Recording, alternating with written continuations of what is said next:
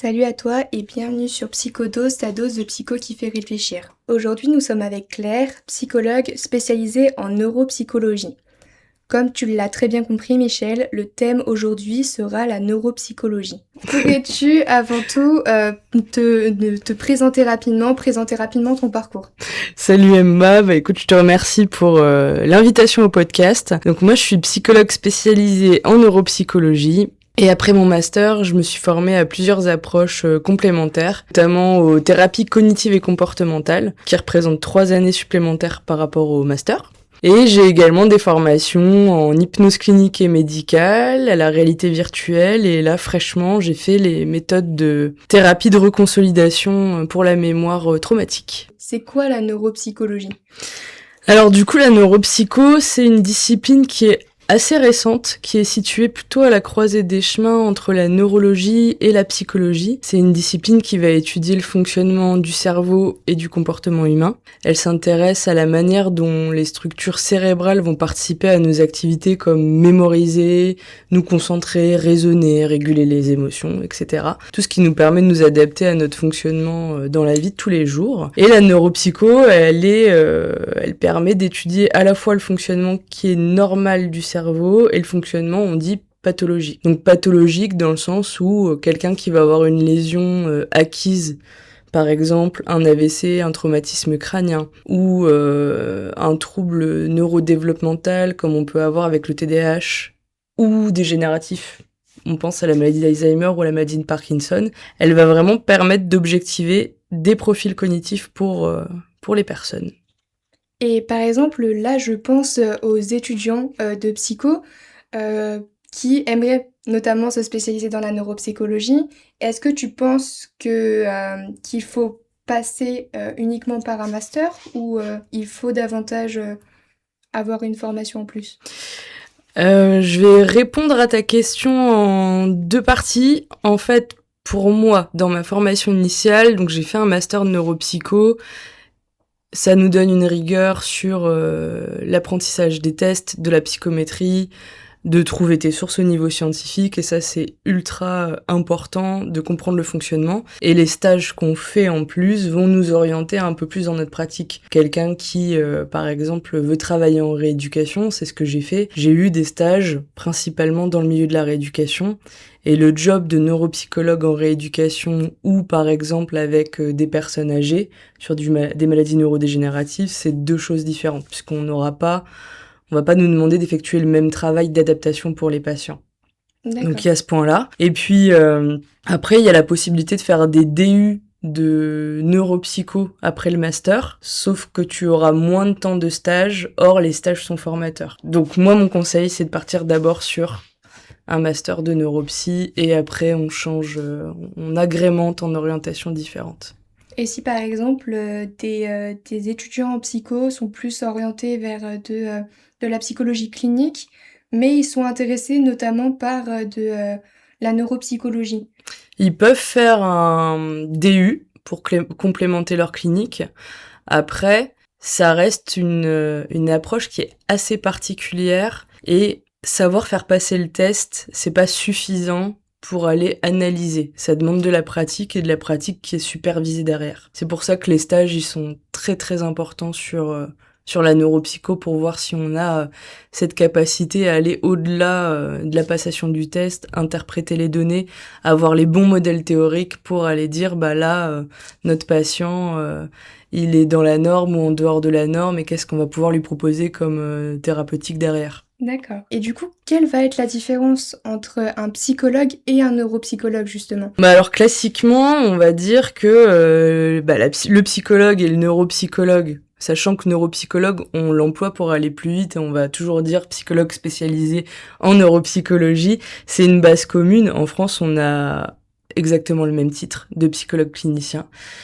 Les 2 nécessitent le master universitaire, donc on a une formation théorique avec les stages de la clinique et la validation du mémoire avec la soutenance. Et tous les psychologues sont formés au fonctionnement émotionnel, relationnel, comportemental des individus. La spécificité du neuropsy, c'est une formation qui sera approfondie en neuroanatomie, sur le fonctionnement cérébral, sur la psychométrie comme je t'ai dit avant.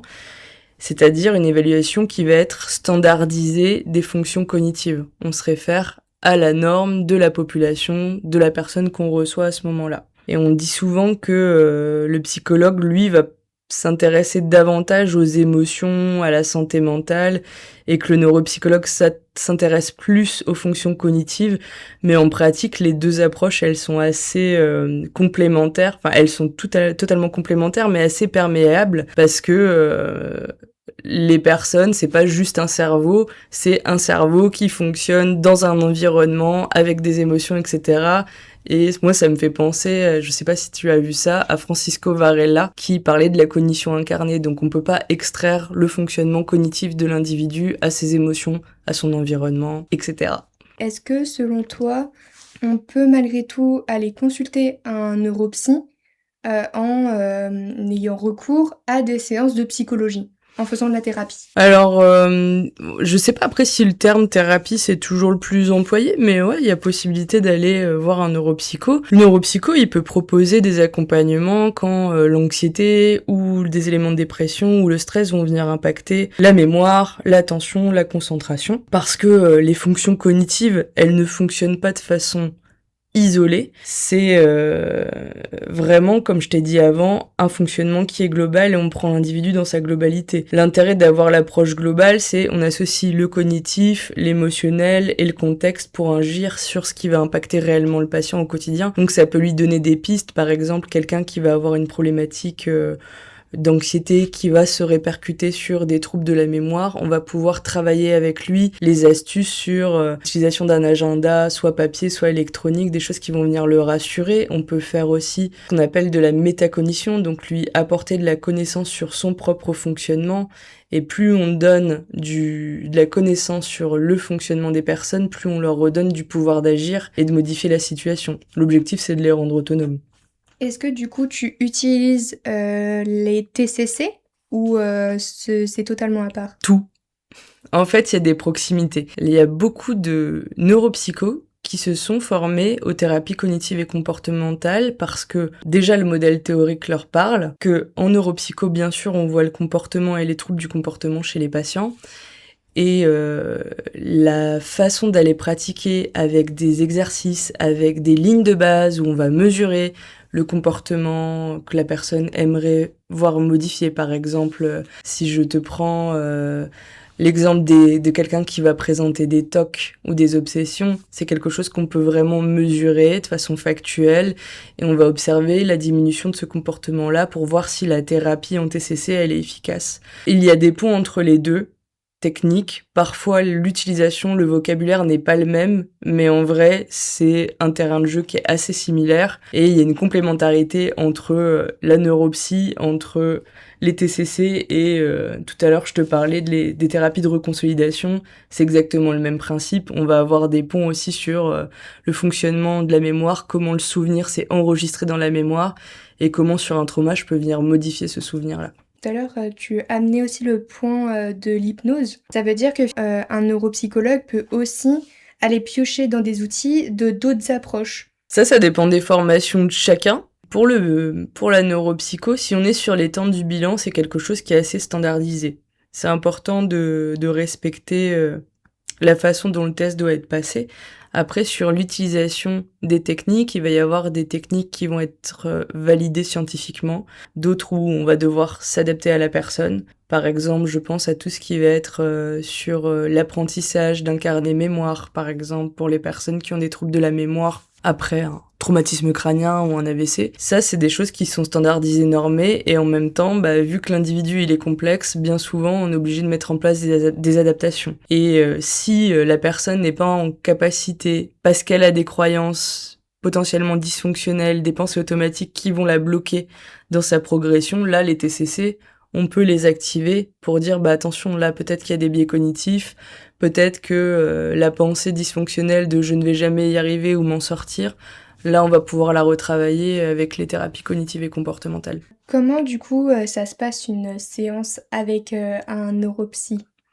Alors la séance avec un neuropsy, on va faire un entretien d'anamnèse pour comprendre un petit peu le fonctionnement de la personne, son histoire de vie, savoir s'il y a eu des traumas. On va également investiguer toute la partie, on dit somatique, donc sur le corps. Est-ce qu'il y a déjà eu un traumatisme crânien? Est-ce qu'il y a eu de l'épilepsie? Est-ce qu'il est né à terme? Est-ce qu'il y a eu un tabagisme passif, in utero, etc., etc. En fonction de la problématique aussi de la personne. Si la personne, elle vient pour faire évaluer avec une hypothèse d'un trouble neurodéveloppemental, on va aller forcément creuser beaucoup plus loin sur les informations concernant sa naissance, son cadre de vie, etc. Donc ça, c'est le premier temps. Donc le recueil d'informations, c'est un peu la fouille archéologique à ce moment-là. C'est aussi ce moment où on peut proposer des questionnaires et des hétéro-questionnaires pour le patient et à faire passer à ses proches. On peut complémenter aussi avec la venue, par exemple, de l'aidant principal ou du parent. Imaginons, on a en face un enfant ou même un jeune adulte avec une suspicion de TDAH. C'est parfaitement ok de faire venir le parent pour savoir comment était le comportement de l'enfant ou de l'adulte quand il était petit pour aller écarter ou confirmer l'hypothèse diagnostique. Donc ça, c'est le premier temps d'anamnèse. Ensuite, on va avoir le temps de proposition de tests, donc la passation du bilan, toujours normé, standardisé, sur une loi normale, hyper carré au niveau statistique. Et après, tu as le temps de la restitution, où là, on va reprendre un temps avec le patient, expliquer les résultats du bilan, et à l'issue de ce temps de restitution, on peut proposer des pistes thérapeutiques. Et en quoi consiste un bilan neuro? Alors, le bilan neuropsy, c'est vraiment, on veut faire une photographie à un instant T du fonctionnement cognitif de la personne. Si j'ai quelqu'un qui arrive pour un trouble de la mémoire, je vais aller investiguer sa mémoire avec les tests qui sont dédiés à la mémoire. Et je vais aussi aller voir comment elle fonctionne, c'est-à-dire comment, ce qu'on appelle le chef d'orchestre du cerveau, comment elle fonctionne au niveau des fonctions exécutives. Ça fait beaucoup fonctions dans la même phrase, mais bon, t'as compris. Donc on vient voir ce chef d'orchestre-là, on vient voir comment elle s'ajuste aussi au niveau émotionnel, comment elle est au niveau du comportement dans le bilan. Est-ce que, au-delà des tests chiffrés, je vais avoir des comportements d'impulsivité, de précipitation dans la réponse au test? Imaginons, on fait un test de QI, j'ai quelqu'un qui va être précipité et qui va pas écouter la consigne, ça va me donner des indicateurs pour faire des hypothèses diagnostiques après. Donc, on fait ce temps-là de bilan. Après le neuropsy, il met toutes les données et il va venir faire ce qu'on appelle une cotation, donc transformer des notes brutes en notes standards. Il regarde les résultats de la personne par rapport à sa norme statistique de son âge, de son genre et de son niveau socioculturel. On vient voir à combien la personne elle s'écarte de la norme, si c'est plus d'un écart type, moins 1, plus deux écarts type, moins 2, ce qui nous donne une indication sur par exemple, est-ce que c'est que 3% de la population qui vont avoir ces résultats-là? Et en fonction du test, ça nous indique si c'est quelque chose qui va être déficitaire ou non pour la personne qui est évaluée. Généralement, et je pense que beaucoup d'entre nous se reconnaîtront dans cette situation, on peut trouver énormément de tests d'intelligence et de personnalité sur Internet via des questions type je suis et par la suite on répond par d'accord, pas d'accord, etc. Est-ce que ça consiste justement en ça, ces bilans, ou pas du tout? Non, c'est du bullshit. C'est vraiment pour faire du clic. Les bilans, la question ce serait sur les tests de déficience intellectuelle ou pas? En général, sur les tests de QI, de personnalité, en général. Ok. Tout ce que vous allez trouver sur Internet, globalement, c'est peu fiable, voire pas fiable, parce que déjà, juste sur le principe, ça veut dire qu'on remplit sur un ordinateur, que l'environnement n'est pas contrôlé, qu'on n'a pas un psychologue devant soi qui va pouvoir faire son évaluation clinique, son observation du comportement. C'est des tests qui ne sont pas normés, à part quelques-uns qu'on arrive à trouver, on va dire, sur Internet. Mais on peut pas extraire ça, en fait, comme une donnée qui est fiable. Donc, les autotests qu'on va trouver sur Instagram ou TikTok, là, ça marche pas. Le test de QI, parce que c'est celui où les gens se posent en général le plus de questions, c'est une passation qui est quand même assez longue. Et c'est une passation qui va venir évaluer différents fonctionnements. On vient évaluer tout ce qui va être sur la compréhension verbale, sur la mémoire de travail, la vitesse. Je vais pas te citer tous les indices, mais c'est quand même assez complet. Et ça, c'est des tests où il peut y avoir, par exemple, de la manipulation de cubes, du raisonnement, alors pas de casse-tête, parce que là, c'est vraiment vulgarisé quand je dis casse-tête, mais on va avoir des résolutions de problèmes, on va avoir du traitement qui va venir mesurer la vitesse de la personne. Ça a rien à voir avec les questionnements sur Internet. Et à propos de la personnalité, elle est assez complexe à évaluer. On a quelques tests qui vont donner en clinique des pistes. Et là, je parle pas d'internet, mais vraiment pour les psychologues cliniciens qui vont nous donner des pistes, des orientations, un peu on dit comme les tests de screening en neuropsychologie, des dépistages. Et ça nous donne juste un dépistage. Ça va pas donner un diagnostic. C'est vraiment l'évaluation clinique qui donne le diagnostic dans ce qu'on appelle le DSM. Donc c'est l'outil de classification qui nous permet de nous guider par rapport au diagnostic. Dans le dernier DSM, on parle des troubles de la personnalité comme étant une dimension, comme étant maintenant vu sous un aspect dimensionnel et plus catégoriel. Ça veut dire que j'ai pas besoin de me dire Madame Michu, elle a coché ça comme critère et pas ça, du coup c'est blanc ou noir sur le test. On n'est pas comme ça, c'est beaucoup plus nuancé parce que la personne, elle est nuancée. On peut pas réduire à une étiquette. Qu'est-ce que peuvent révéler du coup justement ces tests cognitifs sur notre fonctionnement? Alors les tests cognitifs, en fait, par rapport à notre fonctionnement, au fonctionnement d'une personne, ça va nous donner ses points forts, ses fragilités et la manière dont elle va traiter l'information. L'objectif, c'est pas de donner une note ou une étiquette comme j'ai dit avant, mais c'est vraiment de comprendre comment elle va venir fonctionner dans une situation pour orienter soit le diagnostic, soit un accompagnement ou des stratégies de compensation. Imaginons quelqu'un qui va avoir un TDAH et qui peut être très distractible par le goéland qui passe à la fenêtre. On va plutôt lui demander, l'orienter vers des stratégies de compensation de son environnement. Si c'est quelqu'un qui va travailler dans un open space, on sait que pour ce type de profil-là, ça va pas être pertinent. Et donc, on va l'inviter à pas forcément être orienté devant la fenêtre, mais d'avoir un environnement où il a le moins de stimulation sonore et visuelle possible pour rester concentré sur sa tâche.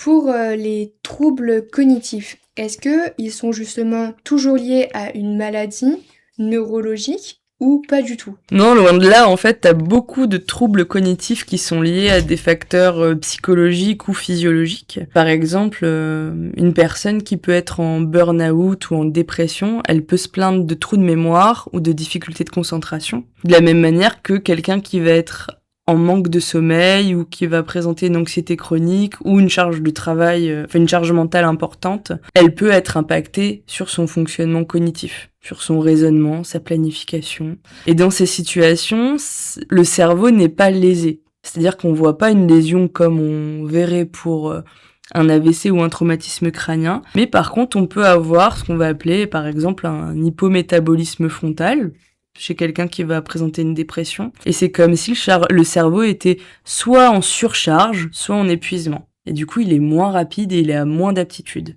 à fonctionner. Et justement, cette lésion, est-ce que par la suite, elle reste tout au long de la vie ou pas du tout?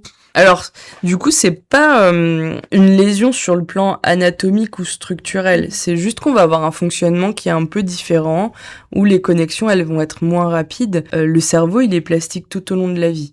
Donc là, la personne, elle va pouvoir récupérer dans le temps. Même pour quelqu'un qui va présenter une lésion cérébrale acquise. Je reprends l'exemple de l'AVC ou du traumatisme crânien. En général, on se dit qu'on va avoir 2 ans pour voir l'évolution des troubles, des séquelles acquises de la personne après la lésion. Donc, il y a toujours une possibilité de faire évoluer la personne. Dans le cas d'un trouble dépressif, puisque c'est le trouble qui est le plus présent dans la société, l'idée c'est de remonter l'humeur, de remonter la dépression en faisant par exemple de l'activation comportementale, c'est ce qu'on va faire en TCC, pour que la personne elle se remette en route. Et là, il y a un moment donné, donc entre la chimie qui peut être instaurée par les traitements et l'activation comportementale, on va resécréter de la dopamine, ce qui va nous permettre de se remettre en route et de retrouver un fonctionnement cognitif entre guillemets normal. Ça va être quoi le lien entre la santé mentale et le fonctionnement cérébral? Bah du coup, c'est un lien qui est assez étroit et objectivable. Si je reprends l'exemple de la dépression et de l'hypométabolisme frontal que je t'ai donné avant, c'est vraiment que là, pour la dépression, on a une diminution dans l'activité de la région frontale qui est impliquée pour, en gros, l'autonomie dans la vie de tous les jours. Raisonnement, planification, contrôle du comportement, motivation. Et donc concrètement, ça peut se traduire pour la personne par des difficultés à organiser sa journée, à se concentrer, à passer à l'action, à faire des tâches simples, à prendre sa douche, à faire ses courses. Et on peut résumer, pour ta question, pour faire plus simple, que quand l'énergie psychique, elle diminue, on imagine que les ressources cognitives, elles diminuent aussi. Donc quand j'arrive à remonter mon énergie, je vais pouvoir remonter mes ressources cognitives en même temps. Les deux sont liés. On peut pas extraire l'émotion, le moral du fonctionnement cognitif d'une personne. D'où l'importance finalement de prendre soin de sa santé mentale. D'où l'importance de prendre soin de tous les marqueurs et toutes les variables. Parce que quelqu'un qui va avoir des troubles du sommeil aura un impact sur son fonctionnement cognitif, sur sa mémoire, et aura un impact sur ses émotions, et donc potentiellement peut développer une dépression. Quel conseil donnerais-tu à quelqu'un qui justement s'interroge sur ses capacités cognitives sans forcément avoir on va dire des lacunes? Donc la première étape pour moi, c'est déjà d'évaluer le contexte, depuis quand la personne elle s'interroge sur les difficultés cognitives. Est-ce que les difficultés elles sont apparues de façon brutale ou progressive? Est-ce qu'il y a des facteurs associés comme du stress, les troubles du sommeil, de la douleur chronique, une fatigue, un épisode dépressif, une anxiété, bref, tous ces éléments-là, s'il y a des traitements, s'il y a des prises de consommation de stupes ou d'alcool.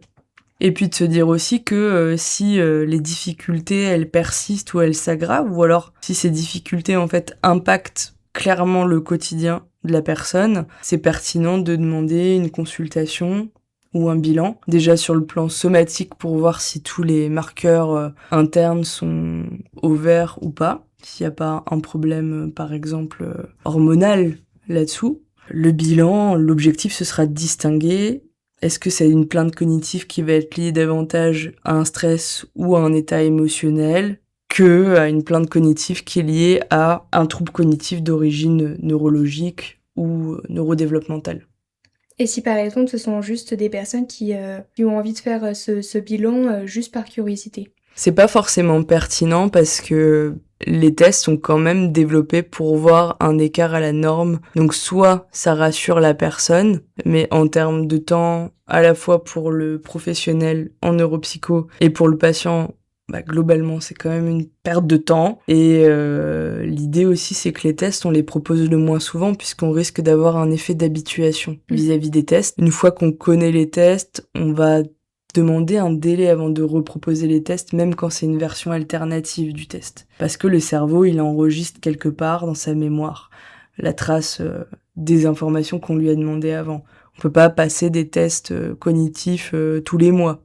Ça va pas trop bien marcher. On va pas aller se faire tester pour se faire tester. D'accord. Après, peut-être qu'il y a des collègues qui seront sur d'autres réponses, mais la mienne, c'est on vient se faire tester quand il y a vraiment quelque chose qui m'impacte dans le quotidien et que j'ai besoin de clés de compréhension pour soit trouver des stratégies de compensation, soit confirmer ou infirmer qu'il y a quelque chose dans mon fonctionnement cognitif.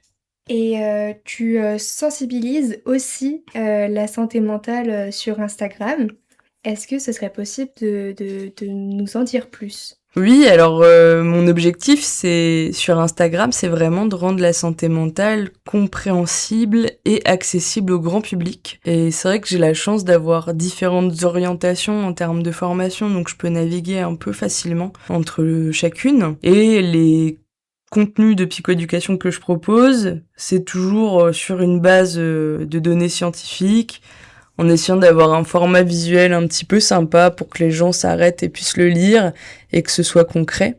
L'idée, c'est d'aider des personnes à mieux comprendre leur fonctionnement, à mettre des mots sur ce qu'elles vivent, et c'est surtout de réduire la stigmatisation autour des troubles psychiques, et également d'avoir une information qui est fiable et qui n'est pas déformée par des gens qui auraient une logique financière ou d'augmentation du clic sur d'autres contenus qu'on ne citera pas.